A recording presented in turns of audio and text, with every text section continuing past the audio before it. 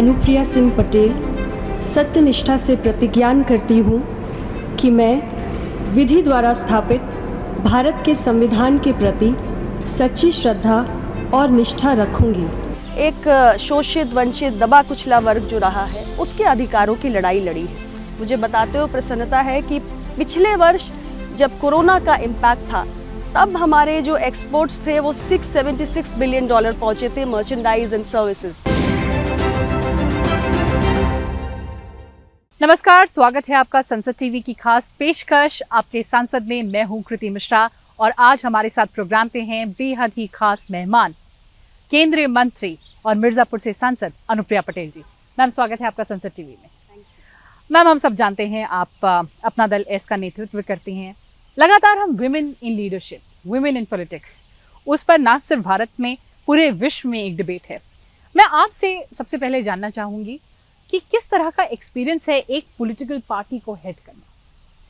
मुझे लगता है कि आज अगर हम भारत की ही बात करें तो शायद कुछ चुनिंदा राजनीतिक दल ऐसे बचे हैं जिनका नेतृत्व महिलाओं के हाथ में है जी। तो उस नज़रिए से मैं कहूँ तो मेरी खुशनसीबी है और साथ में एक बहुत बड़ी चुनौती भी है। अपना दल का इतिहास पुराना है। 1995 में डॉक्टर सोनेलाल पटेल जी ने इस दल की स्थापना की और पिछड़ों, कमज़ोरों के लिए, शोषितों के लिए लंबा संघर्ष किया। आज मेरे हाथों में इस दल की बागडोर है और मेरी कोशिश रहती है कि ज़मीनी स्तर पे एक पार्टी की प्रक्रिया रही है, एक परंपरा रही है, ज़मीनी स्तर पे लोगों से जुड़े रहना, उनके बीच में उपस्थित रहना, उनके मुद्दों को करीब से जानना और उन्हें, चूँकि हमारी आज उपस्थिति विधानसभा में है, लोकसभा में है, तो उसे वहाँ पर एक आवाज़ देना। तो ये काम कठिन भी है, चुनौतीपूर्ण भी है, लेकिन रुचिकर भी है। इसमें एक अपना आनंद भी है और मुझे लगता है उत्तर प्रदेश जैसा राज्य जो राजनीतिक दृष्टि से बहुत महत्वपूर्ण है।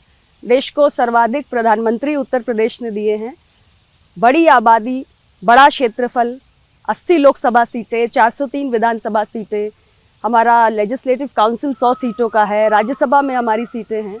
तो इतने बड़े प्रदेश में अपने दल को इतनी सामाजिक विविधताओं के बीच में चलाना, ये अपने आप में एक अनुभव है। अनुभव ऐसा है, लेकिन चैलेंजेस कैसे हैं मैम? चैलेंजेस बहुत आते हैं क्योंकि छोटे दलों को अगर आप देखिए तो उनके लिए संसाधनों का अभाव एक बहुत बड़ी चुनौती होती है और बड़े बड़े राजनीतिक दलों के बीच में छोटे दलों की जो विजिबिलिटी होती है उसको बनाए रखना अपने आप में एक बहुत बड़ी चुनौती होती है। और चूँकि मैंने कहा कि ज़मीनी स्तर पे जाके काम करना होता है तो ऐसे में संसाधनों का जो अभाव होता है वो कहीं ना कहीं हमारे लिए एक कठिनाई ज़रूर लाता है। लेकिन उसके अलावा मैं जानना चाहूँगी आपके सफ़र के बारे में। शुरुआत ऑफ कोर्स उत्तर प्रदेश से हुई, फिर दिल्ली में, भारत की संसद में 2 बार आप केंद्रीय मंत्रिमंडल में रहीं, अभी आप MOS है, कॉमर्स इंडस्ट्री के लिए। ऐसे में अपनी पार्टी का रिप्रेजेंटेशन करना, ऐसे लोगों का रिप्रेजेंटेशन करना, मैं मंत्रालय की बात करूं उससे पहले जानना चाहूँगी पार्लियामेंट में आपने अपने लोगों के लिए किस तरह के मुद्दे उठाए? मैंने आपको बताया कि हमारी पार्टी, अपना दल ने अपनी स्थापना के समय से हमेशा से जो एक मेन स्ट्रीम से अलग थलग एक तबका रहा है समाज का, एक शोषित, वंचित, दबा कुचला वर्ग जो रहा है उसके अधिकारों की लड़ाई लड़ी है। एक विषय जो बहुत महत्वपूर्ण है वो न्यायपालिका में उनकी भागीदारी का है, जिसे मैं निरंतर संसद में उठाती आई हूँ अनेक मौक़ों पर। क्योंकि अगर आप देश की निचली अदालत से लेकर सर्वोच्च अदालत तक की कहानी देखिए, आज लाखों करोड़ों की संख्या में मुकदमे लंबित पड़े हुए हैं। क्यों? क्योंकि न्यायाधीशों की पर्याप्त संख्या नहीं है, निचली अदालत से लेकर सर्वोच्च अदालत तक। तो आम जनमानस जो न्याय चाहता है, अपने मुकदमों का निपटारा चाहता है, उसका समय, उसकी ऊर्जा, सब कुछ नष्ट हो रहा है, यहाँ तक कि उसका धन भी। तो हमारी पार्टी ऐसा मानती है कि न्यायपालिका में देश के कोने कोने से लोगों की भागीदारी होनी चाहिए। इसलिए ऑल इंडिया जुडिशल सर्विसेज का गठन हो और देश के कोने कोने में हर परिवार के अंदर जो प्रतिभावान बच्चे हैं वो चुनकर आए, न्यायपालिका में न्यायाधीशों के रूप में सम्मिलित हों, पर्याप्त संख्या में न्यायाधीश हों और आम जनमानस को न्याय मिले। तो इस मुद्दे को मैं बहुत मुखरता से रखती आई हूँ। इसके साथ ही एक पिछड़ा वर्ग कल्याण अलग मंत्रालय बने, इसकी बात भी मैंने कई मौक़ों पर उठाई है, क्योंकि जैसे हमने ट्राइबल अफेयर्स मिनिस्ट्री अलग से बनाई या हमने अल्पसंख्यक कल्याण मंत्रालय अलग से बनाया, तो उसका फ़ायदा ये हुआ कि इन वर्गों से जुड़े हुए जो मसले थे उनको सरकार का एक पर्याप्त अटेंशन मिला और अलग से बजट मिला, स्कीम्स मिले। उसी प्रकार से अगर हम एक separate OBC ministry carve out करते हैं तो ये जो एक बड़ी आबादी है इसको भी सरकार का एक फोकस्ड अटेंशन मिलेगा। मोदी जी की सरकार में निश्चित रूप से मिल भी रहा है और भी ज़्यादा मिलेगा, और इनके जो मसले हैं उनके लिए जो विभिन्न प्रकार के कार्यक्रम चलाने की ज़रूरत है, उनका और निपटारा करने के लिए जो बजट एलोकेशन करने की ज़रूरत है, वो सारा काम सहूलियत से होगा। तो ऐसे कुछ मसले मैं उठाती आई हूँ। ये हुई भारतीय संसद की बात, लेकिन अगर मैं आपकी कंस्टिट्यूएंसी की बात करूं तो इन सालों में आपने एज रिप्रेजेंटेटिव ऑफ पीपल क्या बड़े कदम उठाए हैं? कौन सी बड़ी योजनाएं हैं, प्रोजेक्ट्स हैं जो आपकी कंस्टिट्यूएंसी में शुरू हुए हैं? मेरी कॉन्स्टिट्यूएंसी में अभी तो मैं फ़िलहाल बात करूंगी क्योंकि मैं कॉमर्स और इंडस्ट्री मंत्रालय देख रही हूं।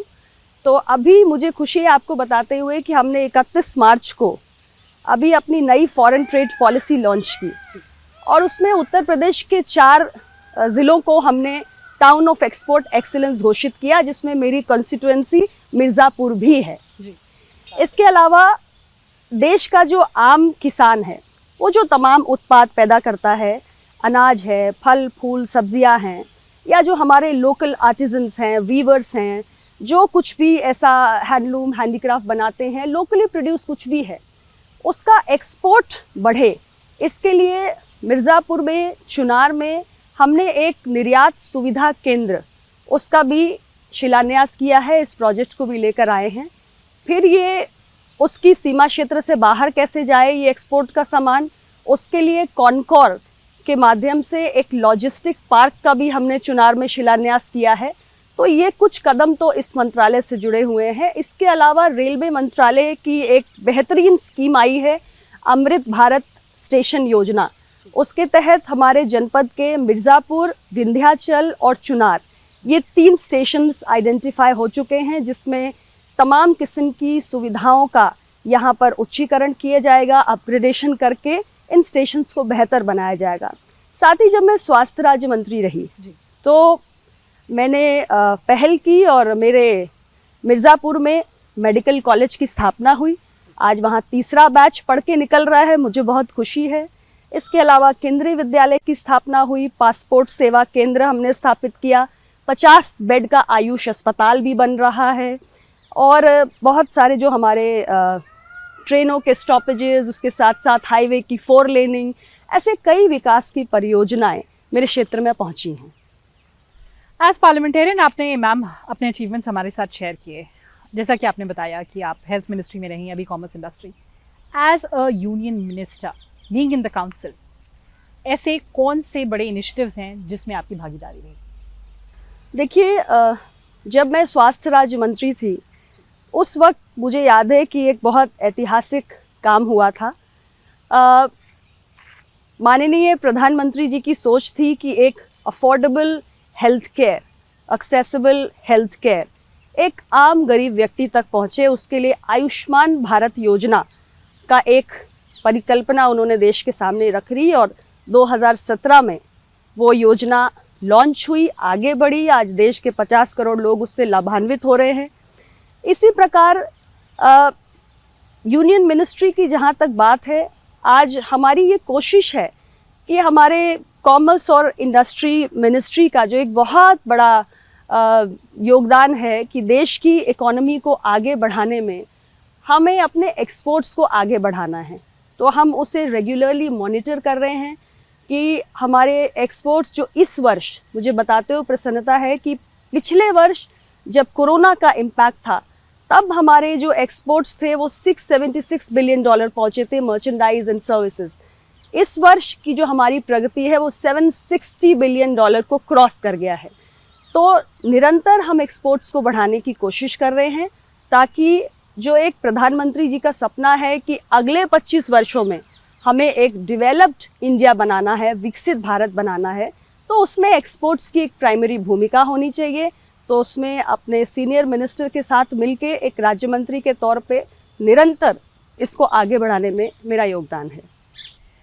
कहते हैं कि women are very good at multitasking, लेकिन ऐसा मल्टीटास्किंग जहाँ पर आपकी राजनीतिक पार्टी है, आप पार्लियामेंटेरियन हैं, आप मंत्री हैं, and also of course you are married, आपकी फैमिली है, किस तरह से एक बैलेंसिंग एक्ट होती है? आपने बिल्कुल सही सवाल पूछा है, क्योंकि ऐसा महसूस होता है कि हम हर डायरेक्शन में पुल हो रहे हैं जी। मतलब कॉन्स्टिट्यूएंसी को भी नेग्लेक्ट नहीं कर सकते हैं, मंत्रालय की अपने दायित्व हैं, इसके साथ साथ पार्टी की अपनी जिम्मेदारियां हैं, उसके बीच में फिर हमको अपने फैमिली टाइम को भी देखना है। तो मुझे लगता है कि जो रोज़मर्रा का जीवन है वो कार्यक्रमों की प्लानिंग में अपने आप अब हम उस एक पैटर्न में आ चुके हैं कि कॉन्स्टिट्यूएंसी भी जाना है, बीच में मंत्रालय को भी फिक्स करना है, पार्टी के प्रोग्राम भी लाने हैं, घर भी देखना है। तो मुझे लगता है कि अब 14 साल मुझे होने जा रहे हैं, तो इन 14 सालों में करते करते करते वो कहते हैं ना, करत करत अभ्यास के जड़मती होत सुजान, तो अब वो वाली बात हो गई है कि अब उस पैटर्न में उसमें हम ढल चुके हैं। लेकिन एक अगर आप मंत्रा शेयर करना चाहेंगी जो बाकी एस्पायरिंग विमेन पॉलिटिशियंस हैं, उनको क्या बताना चाहेंगी कि कैसे मैनेज करें पार्टी भी, घर भी, पॉलिटिकल करियर भी, पार्लियामेंट्री कंस्टिट्यूएंसी भी? मैं उनको ये कहूँगी कि टाइम मैनेजमेंट बहुत ही ज़रूरी है, क्योंकि इतने सारे पिलर्स को आपकी अटेंशन चाहिए। अगर अपने काम को आप प्रायोरिटाइज नहीं करेंगे तो आप स्ट्रेस में चले जाएंगे और आप परफॉर्म नहीं कर पाएंगे। तो आपको समझना है कि अपने टाइम को आप कैसे डिवाइड करें प्रायोरिटीज़ के हिसाब से, क्योंकि अगर आप एक सांसद हैं तो आपकी अलग किस्म की चुनौतियां हैं, कॉन्स्टिट्यूएंसी की एस्पिरेशंस और रिक्वायरमेंट्स अलग अलग होती हैं, किस समय पे किस कार्यक्रम के लिए कितने समय की रिक्वायरमेंट है, या अगर आप काउंसिल ऑफ मिनिस्टर्स में हैं तो आपकी एक अलग ऑफिस की टाइमिंग्स की रिक्वायरमेंट होती है, या जो आपको मंत्रालय के कारण अलग अलग क्षेत्रों में भ्रमण करना होता है उसकी एक अलग रिक्वायरमेंट होती है। और इसी प्रकार से पार्टी है तो सांसद हो, विधायक हो या मंत्री हो, पार्टी के प्रति भी आपके दायित्व होते हैं, ऑर्गेनाइजेशन ड्यूटीज़ होती हैं। तो ये सबके बीच में प्रायोरिटाइज करके टाइम मैनेजमेंट करना ये बहुत ज़रूरी होता है, और ये नहीं करेंगे तो फिर दिक्कत होगी। चलिए, इस इम्पोर्टेंट मंत्रा से मैं आपको वापस आपकी कंस्टिट्यूएंसी ले चलती हूँ। मैम, अब तकरीबन 1 साल बाकी है लोकसभा चुनाव के लिए। As member parliament from Mirzapur, क्योंकि आपका जो क्षेत्र है वो बहुत फेमस है, चाहे वो कारपेट हो, चाहे फिर और इंडस्ट्रीज़ की बात करें, आगे आपकी क्या प्राथमिकताएं हैं? देखिए, जहाँ तक आपने बात की मेरे कॉन्स्टिट्यूएंसी की, उसमें ट्रेडिशनली मिर्ज़ापुर और भदोही ये ऐसे क्षेत्र हैं जहाँ पर कारपेट बनते आ रहे हैं, और ये हैंडमेड कारपेट्स जो हैं ये हम पूरे दुनिया में एक्सपोर्ट करते आ रहे हैं। तो अभी जो मैंने आपको इनिशिएटिव बताया टाउन ऑफ एक्सपोर्ट एक्सीलेंस बनने से इसको निश्चित रूप से एक गति मिलेगी। इसके अलावा जो पारंपरिक वहाँ पे हैंडीक्राफ्ट है, या जो हमारे पारंपरिक रूप से काम लोग करते आ रहे हैं, जैसे पीतल के बर्तनों का लोग वहाँ पर व्यापार करते हैं, इसके साथ साथ लकड़ी के खिलौने बनाते हैं, इसके अलावा रेड क्ले पॉटरी, मिट्टी के बर्तन भी लोग बनाते आए हैं। तो इसको भी सरकार की, भारत सरकार की जो तमाम योजनाएं चल रही हैं, या उत्तर प्रदेश सरकार की जो योजनाएं चल रही हैं, ODOP की योजना चल रही है, या मेरे मंत्रालय से डिस्ट्रिक्ट एज एक्सपोर्ट हब का इनिशिएटिव चल रहा है, या हमारे टेक्सटाइल मिनिस्ट्री की तरफ से एक इनिशिएटिव है फॉर एग्जांपल जिसमें हम पॉटर्स को इलेक्ट्रिक चाक वगैरह देते हैं। तो ऐसे तमाम किस्म के इनिशिएटिव्स हैं। इसी तरीके से हमारे जो लकड़ी के खिलौने हैं जो वाराणसी में भी बनते हैं, मिर्ज़ापुर में अगर आप जाइए तो अहरौरा क्षेत्र में भी बनते हैं, तो उसकी GI टैगिंग कराना, तो ये सारे इनिशिएटिव्स जो हैं ये पैरेलल चल रहे हैं ताकि लोगों को हमारे जो भारत सरकार की योजनाएं हैं उसका लाभ मिलता रहे। और नई नई योजनाएं, क्योंकि आप जानते हैं प्राइम मिनिस्टर साहब कुछ ना कुछ नया देते रहते हैं, तो जो नई योजनाएं आती हैं उस पर हमेशा मेरी नज़र रहती है कि इसको कैसे मेरे कॉन्स्टिट्यूएंसी तक पहुंचाना है। सरकार के डेवलपमेंटल प्रोजेक्ट्स जो हैं उनको ज़्यादा से ज़्यादा हम कैसे अपने क्षेत्र की जनता तक पहुंचा सकें। So from regional aspirations to global objectives, आपने कई बार भारत का रिप्रेजेंटेशन किया है। क्या बड़ी बातें रही, क्या बड़े एक्सपीरियंसेस रहे? देखिए, मैं पिछले साल 3 दौरे मेरे ज़रूर हुए। मैं इसी वक्त पिछले साल ग्रीस गई थी, हमारे India Greece joint economic committee के 8वें सेशन के लिए। उसको मैंने को-चेयर किया था ग्रीस के इकोनॉमिक और फॉरेन मिनिस्टर के साथ। तो उसमें कैसे हमारा जो इंडिया और ग्रीस के बीच का जो बायलैटरल ट्रेड है वो आगे बढ़े और उसका साइज़, उसका मैग्नीट्यूड, इसको हम और बड़ा कर सकें, इस पर बहुत ही महत्वपूर्ण चर्चा हुई और उसके बाद उसे गति भी मिली। इसी प्रकार मैं गई थी, यूनेस्कैप की मेंबरशिप है भारत के पास, वहाँ पर भी मैंने डेलीगेशन को लीड किया जब यूनेस्कैप की हमारी 75वीं वर्षगांठ थी। तो सस्टेनेबल डेवलपमेंट को लेकर भारत का क्या नज़रिया है, उस चर्चा को मैंने वहाँ पर रखा, भारत के नज़रिए को, दृष्टिकोण को। इसी प्रकार एक डेलीगेशन को लीड किया था, हमारे कंबोडिया में East Asia economic ministers summit हुआ था। इसके अलावा India ASEAN economic ministers meet हुआ था, तो उसको भी वहाँ के जो इकोनॉमिक मिनिस्टर हैं उनके साथ मिलके मैंने को-चेयर किया था। तो ये कई डेलीगेशंस हैं पिछले 1 वर्ष में जिनको मैंने लीड किया और कोशिश रही, क्योंकि हमारे मंत्रालय का पूरा जो फोकस है वो इसी बात पर है कि दुनिया के तमाम देशों के साथ जो भारत का बायलैटरल ट्रेड है उसको हम ज़्यादा से ज़्यादा बढ़ा सकें। और इस दिशा में मुझे लगता है कि महत्वपूर्ण काम मंत्रालय कर रहा है और मैं भी अपना योगदान दे रही हूँ। बिल्कुल योगदान है देश की प्रगति के लिए। लेकिन चलते चलते मैं जानना चाहूँगी, हमने बात की आपकी पार्लियामेंट्री पॉलिटिकल लाइफ के लिए, खाली समय शायद ना मिलता हो, पता नहीं, लेकिन अगर आपकी the other side of a parliamentarian में जानना चाहूँ तो क्या अनसुनी बातें हैं जो आप हमें बताना चाहेंगे? देखिए, खाली समय कभी मिलता नहीं है, बिल्कुल खाली समय निकाला जाता है। Once again I bring you back to the issue of priority. जी। हमारे जीवन में प्राथमिकताएं क्या हैं? जी। तो मुझे लगता है मी टाइम, मेरा खुद का समय, ये हर व्यक्ति की प्राथमिकता होनी चाहिए, क्योंकि हमारी अपनी mental, emotional, physical, spiritual, psychological wellbeing के लिए मी टाइम, खुद के लिए, खुद के साथ समय व्यतीत करना बहुत ज़रूरी होता है और मैं निकाल लेती हूँ। मुझे आराम से, आज हम इस लॉन में घूम रहे हैं, यहाँ पे जितने पक्षी हैं उनको थोड़ा खाली समय में फीड करना, पानी पिलाना, अकेले में बैठ के कुछ पुराने गाने सुनना, ये सब मुझे अच्छा लगता है, तो मैं करती हूँ। वॉक करना, और इसके लिए थोड़ा बहुत समय निकालना इतना मुश्किल नहीं होता।